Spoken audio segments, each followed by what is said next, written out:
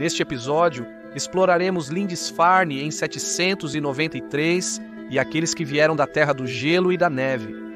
Bem-vindo à loucura medieval.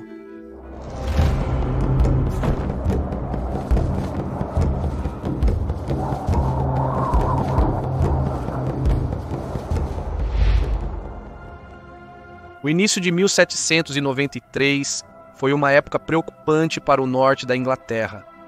Grandes presságios de desastre iminente foram vistos pelos céus.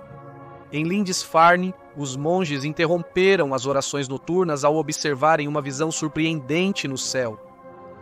Supostamente, dragões flamejantes foram vistos voando pelo ar, seguidos por folhas de relâmpagos que se espalhavam em enormes arcos antes de perfurar o chão com gigantescos garfos.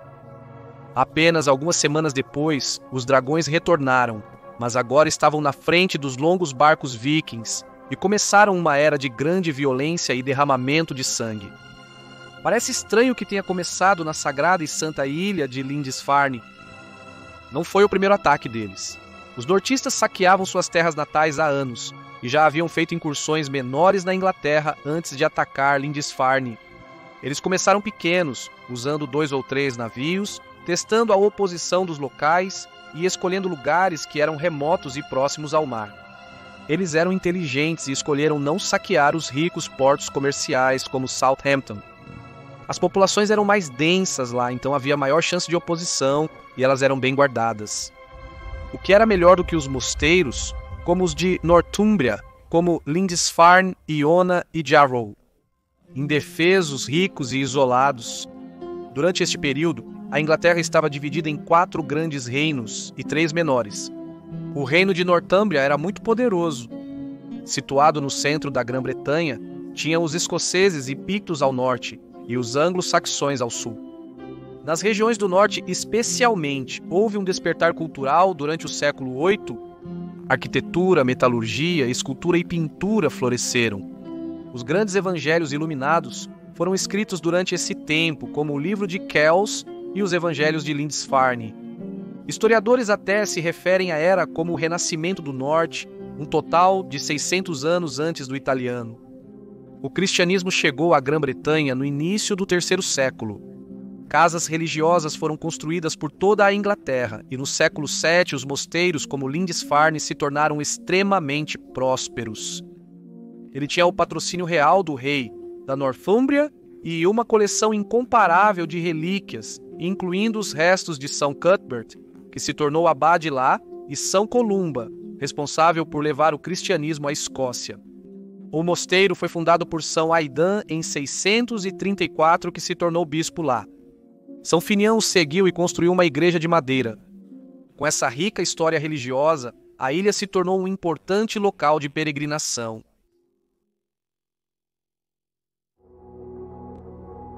Os Lobos do Mar. Em 8 de junho de 793, a igreja e o mosteiro da Ilha Sagrada foram atacados por homens descritos como miseráveis e pagãos. Um monge escreveu que, cito, pagãos das regiões do norte vieram com uma força naval para a Grã-Bretanha como vespas venenosas e se espalharam por todos os lados como lobos temíveis, roubaram, rasgaram e massacraram. Pode ter havido muitas moedas trazidas pelos peregrinos, então havia muita riqueza portátil que poderia ser levada. Deveriam existir capas luxuosas de livros do Evangelho, relicários cravejados de pedras preciosas para guardar relíquias sagradas, ilhas, símbolos pessoais de bispos, como cruzes de ouro e báculos, e vestimentas preciosas com adornos em ouro e prata. Lindisfarne era um grande assentamento que provavelmente abrigava muitas famílias que vieram para a Ilha Sagrada em busca de trabalho. Sim, os vikings já existiam e realizavam invasões antes, mas este ataque tão violento no coração do cristianismo ocidental abalou e alarmou toda a Europa. O erudito inglês Alcuin de York, que residia no Reino Franco de Carlos Magno, escreveu cartas para Higbald, o bispo de Lindisfarne, e para Ethelred, o rei da Nortúmbria. Ele viu o evento como uma catástrofe sem precedentes, dizendo: "Nunca antes tal terror apareceu na Grã-Bretanha, como agora sofremos de uma raça pagã. Os pagãos derramaram o sangue dos santos ao redor do altar, e pisotearam os corpos dos santos no templo de Deus como estrume nas ruas. Eis que a igreja de São Cuthbert está respingada com o sangue dos sacerdotes de Deus, despojada de todos os seus ornamentos. Um lugar mais venerável em toda a Grã-Bretanha é dado como presa aos povos pagãos. Chegando à praia vestidos com essas peles de ursos e lobos, com seus cabelos e barbas longas, espadas e machados longos cobertos de estranhos símbolos rúnicos, os vikings devem ter sido uma visão aterrorizante. Invadindo o assentamento, eles levaram tudo o que podiam carregar. Eles rasgaram os relicários e jogaram o conteúdo no chão. Eles destruíram os altares e arrancaram as tapeçarias que adornavam as paredes da capela. Eles mataram alguns dos irmãos. Eles foram mortos por cortes ou arrastados para a praia e afogados no mar. Eles expulsaram outros monges nus e até escravizaram algumas pessoas. Deve-se notar que todas as evidências disponíveis do ataque naquele dia vêm de fontes históricas. Não há prova arqueológica de que o ataque aconteceu de fato. Embora antes os vikings fossem cultos, eles não tinham história escrita nem literatura, o que significa que todas as nossas informações contemporâneas sobre os vikings vêm de fontes fora de sua sociedade. Eles tinham um alfabeto rúnico, mas nenhuma literatura, e quando as grandes sagas islandesas foram escritas, já haviam se passado mais de 400 anos. A conquista da Inglaterra. Nos próximos 300 anos, os nórdicos saquearam os rios e costas da Europa, causando morte e destruição por onde passavam. Uma abadia na costa norte da França, chamada Saint-Vaast, incluía em seu canto diário uma oração pedindo a Deus que os livrasse, citando: "Da selvagem raça dos nórdicos que devasta nossos reinos", um sentimento que era compartilhado por grande parte do mundo conhecido, desde Vinland no oeste até Constantinopla no leste e Paris no sul. Lindisfarne estava repleta de valiosos itens litúrgicos, totalmente desprotegida. Foi um dia muito lucrativo, mostrando aos vikings e seus camaradas na Escandinávia que tesouros, escravos e glória poderiam ser encontrados do outro lado do mar na Inglaterra. Quantos outros mosteiros como esse existiam, com tantas riquezas e facilidade de saque? Os nórdicos que invadiram Lindisfarne, provavelmente da Noruega, eram chamados de dinamarqueses pelos ingleses. Conforme a era viking avançava e eles estabeleciam assentamentos, havia tantos escandinavos na Grã-Bretanha que os ingleses se referiam a todos como dinamarqueses. Eram assustadores devido ao desconhecimento sobre eles. Eles eram uma raça alienígena, adorando seu deus pagão Odin. Eles não reconheciam a santidade da igreja cristã. Eles atacariam com brutal ferocidade. Havia histórias deles lutando com as mãos depois de serem desarmados, arrancando a garganta dos inimigos com os dentes. Eles vinham de um lugar frio e inóspito que nem mesmo os longos dedos do Império Romano jamais tocaram.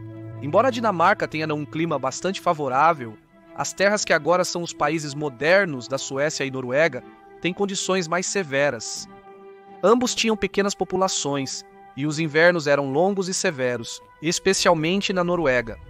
Isso pode explicar a escolha deles de viajar para o sul e fazer assentamentos. A terra na Grã-Bretanha era mais fácil de cultivar, com clima menos extremo. Jarls, Carls e Trolls. Nos próximos 200 anos, os nórdicos aterrorizaram o norte da Europa, deixando muitas cidades costeiras abandonadas. Depois eles passaram a esculpir assentamentos. Eles fundaram Dublin, na Irlanda, tomaram York e invadiram Londres. Eles invadiram a costa marroquina no norte da África e tomaram a cidade espanhola de Sevilha dos muçulmanos. Os vikings tinham uma estrutura social de 3 níveis. No topo estavam os Jarls, proprietários ricos, seguidos dos Carls, camponeses livres, e dos Trolls, trabalhadores escravos de status mais baixo. Os nortistas escravizaram milhares de pessoas, incluindo crianças, durante os saques. A escravidão era fundamental em suas vidas. No século XI, Dublin Viking tornou-se o maior mercado de escravos da Europa Ocidental. Os escravos capturados na Irlanda e em outros locais eram vendidos e levados para os mercados islâmicos ou para os estados bálticos. Os capturados eram classificados por força, tamanho ou características como mulher do outro lado do grande mar ou estrangeiro que não sabe inglês. No final da Era Viking, tantos escravos haviam sido levados de volta para a Noruega que eles compunham 10% da população. Os vikings estabeleceram rotas comerciais globais, controlando um território tão vasto quanto o antigo Império Romano. Eles negociavam em Bagdá, Constantinopla, Jerusalém, ao longo do Mar Cáspio e da Rota da Seda. Na igreja bizantina de Hagia Sofia, no que é agora a moderna Istambul, pode-se encontrar grafites vikings. As duas inscrições rúnicas do século IX estão gravadas na pedra. Acredita-se que uma delas diz Halfdan gravou estas runas. O equivalente antigo de Halfdan era Ir. A outra é simplesmente uma assinatura que diz Ani. Seus inovadores Drakkar eram perfeitos tanto para a guerra quanto para a exploração no mar e em rios interiores. A ausência de quilha permitia que os navios navegassem em águas mais rasas. Eles também eram velozes, o que os fazia letais em invasões. Iona era outra ilha monástica na costa da Escócia. Ela também sofreu múltiplas invasões vikings. O primeiro ataque aconteceu só 2 anos após Lindisfarne, em 795. No ataque, de 868 monges foram massacrados na Baía dos Mártires. Após novos ataques, a comunidade mudou-se para Kells, no interior da Irlanda, buscando maior segurança. Mas os vikings navegaram pelo que hoje é conhecido como Rio Boyne e também os atacaram lá. Em 2006, um longo barco viking foi descoberto no leito do rio Boyne, no porto de Drogheda, não muito longe de Kells.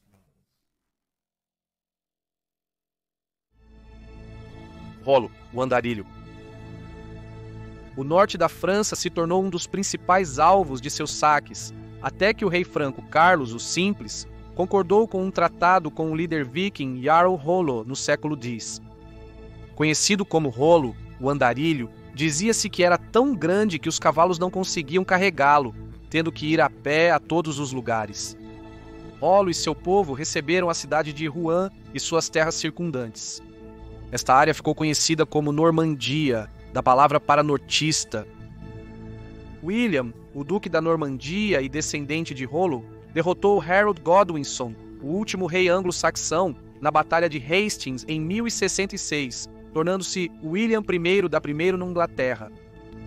A Era Viking terminou tão rápido quanto começou. A Europa tinha defesas mais fortes e governos mais centralizados.